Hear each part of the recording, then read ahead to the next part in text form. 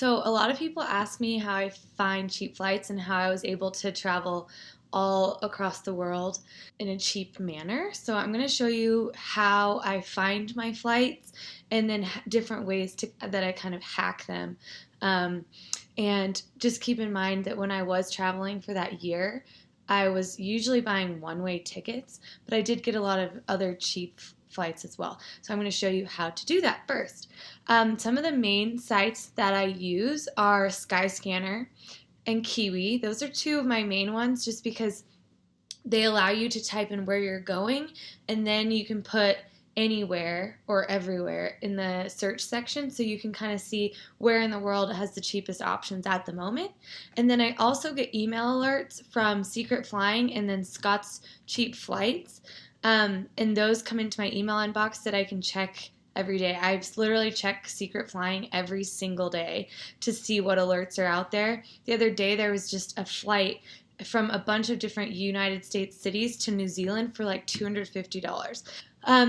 These are just the kind of the sites that I use to find cheap flights. I also use points a lot, and while I'm not like the most expert person with points, I have sort of figured out different ways to use them. So I'm going to show you how to find cheap flights on Skyscanner and Kiwi, and then I'm going to show you my email that I get from Secret Flying so that you guys can see how it works. All right, so I'm switching over to my desktop. We are on Skyscanner, and I have San Francisco typed in as my from location. You can put in any city. Obviously, if you're in a bigger city, it's going to be cheaper.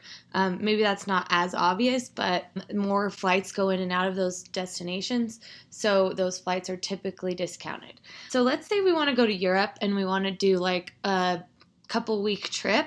We want to hit up maybe a few different places. I'm just going to use this as an example.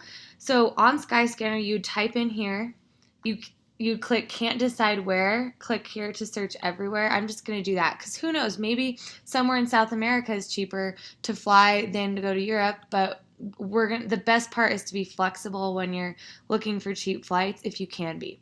So then there's also the option to click cheapest month, which I'm going to click there. And I clicked one way because there's a chance that this is going to be a lot cheaper if I do it this way. So I'm going to search flights. So I have San Francisco to everywhere, any month. Let's see what pops up. Okay, so looks like we can go places in the United States, somewhere for $20. And it shows the cheapest places to go.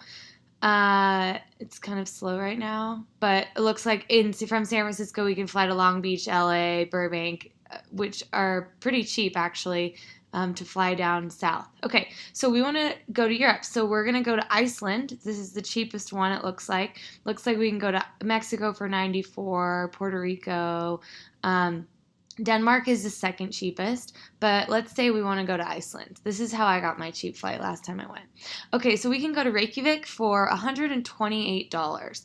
So I'm going to click on this and see what time of year this actually is going to show us to be. And we're going to scroll down, and it looks like the cheapest is going to be in October of 2018, which is going to be on the 1st, the 8th, the 7th, flying to Iceland. We can also go through here and say, okay, we actually don't want to go that far away, or in October, we want to go sooner. So I'm going to go to April.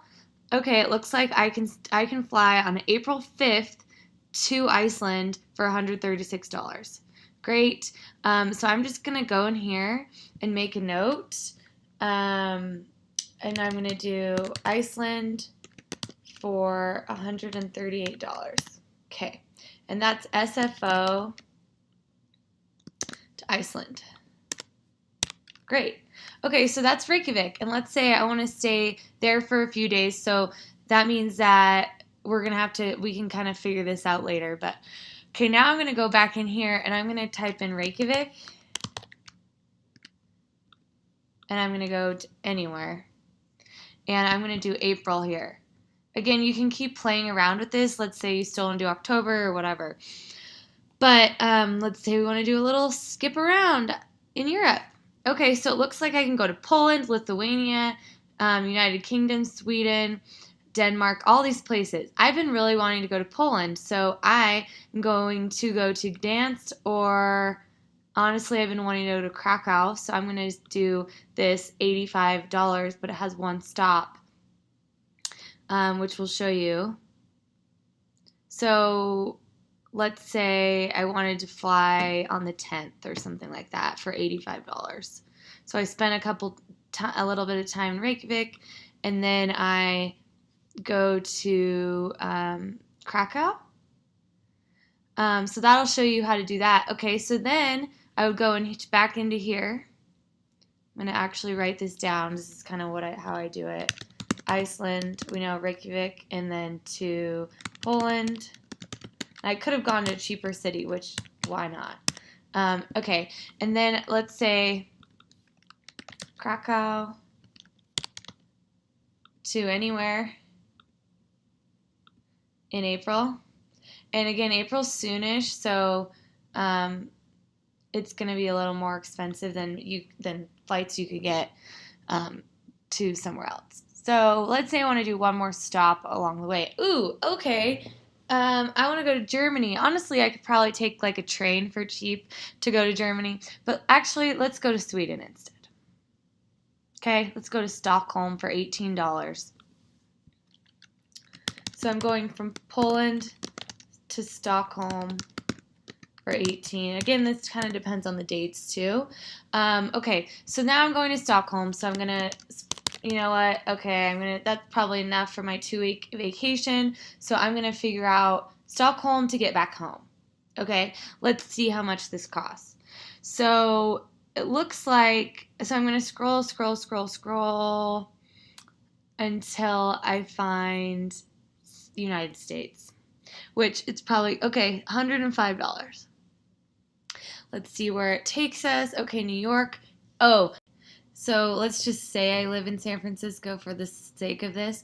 Okay, so I can fly back home for $130. So I'm going to go back to here, and I can fly Stockholm to Oakland for $130. So that's pretty awesome in terms of pricing and how much it would cost me for a 2-week vacation. So now I'm just going to add this up.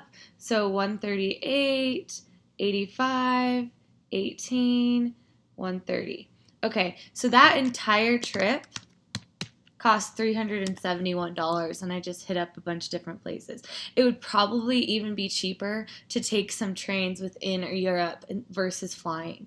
But I just wanted to show you guys how this works. It helps when you're in or close by a big city, like if you're close by New York or San Francisco or something like that. Right now I'm living in Sun Valley, Idaho, so I just have to know that I'm going to have to pay more to fly places. However, let's just do a little test here. Boise, Idaho. This is a small airport. There's not a ton of places to fly. It was easier because Boise is not an international airport. So I'm just going to click here and find cheapest month and see again, like the prices are a little higher, but I can still fly places, so I could even do a little trip to Canada. This is pretty cheap actually for Mexico, but remember this is a one-way, so you'd have to still just figure out your way back. So this is Skyscanner. This is how I work it. I try to, you can figure out different places to fly, but I hope that helps you there. And then I'm going to show you, it's pretty similar on Kiwi. So I could type in one way. Let's stick with Boise, why not? And I'm doing a one-way again. You can do your departure dates. Let's just pick April again. And then it'll kind of sort to anywhere. I usually compare Kiwi and Skyscanner. Like I would probably just do what we just did on Skyscanner on Kiwi, just to kind of see what the situation is. Okay, so I will say that sometimes when you're searching on Skyscanner or Kiwi, and then you click onto the actual site of the airline, the price is all wonky. That's because the airline has updated it and Skyscanner or Kiwi hasn't caught on to that yet. So that's one of the most frustrating parts, but majority of the time, if you're planning out a little bit ahead of time, you can, or you're doing some last minute flights, you can get really great prices. So now I'm going to show you how Secret Flying works in my emails, and then that's going to be the end of the video. Thanks for watching. If you have questions, please let me know in the comments, and please subscribe because I'm going to start doing more videos for you to help you out in your long-term travel goals. Bye-bye. I get these flight alerts from Secret Flying. I set it up. You can set it up from wherever you're flying out of. I set it up for USA, but while I was traveling, I set it up for everywhere. So this is what you'll get. And I get one of these every day, and it's freaking awesome. So it'll kind of tell you some of these things each time you get an email. So Austin, Texas to Amsterdam, Netherlands for $395 round trip. This I literally almost bought last night. Hot. Pittsburgh to Havana, Cuba for only $181 round trip. And I was like, you know what? That is so cheap. I should just do it because I was actually born in Pittsburgh and I haven't been back since birth. So I was like, I should do this for my birthday and do a little trip to Cuba, because that's so cheap. I ended up not buying it, but this is what happens when you look at this every single day like I do. So it just kind of shows you like little places, and a lot of times it's not even maybe somewhere close to where you are, but you can you can set up alerts so that you can see if it actually is somewhere close. I love this because if you're flexible or you happen to be in a certain city, you can kind of tack on more places. And anyway, this is Secret Flying. So basically the premise of this is like the deals nobody knows about. These things are mistakes. So when airlines make mistakes, they'll pop it on here. And sometimes the mistake goes away within like 2 seconds of this email going out. But it's always fun to check and see if it's something really cheap. Like I was saying earlier, the New Zealand flight from U.S. cities to New Zealand was like $250 round trip, which is absolutely insane, but the airline just made a mistake. So these are fun to scour. Scott's Cheap Flights is also a good one to get email alerts to you. And I also use Kayak and Momondo and a few others. I'm actually writing a blog post about it, so you can check it out on there on how other ways that I find cheap flights. Okay, well, I hope that helped you guys. I hope you guys can find cheap flights by using my tips, and I'll talk to you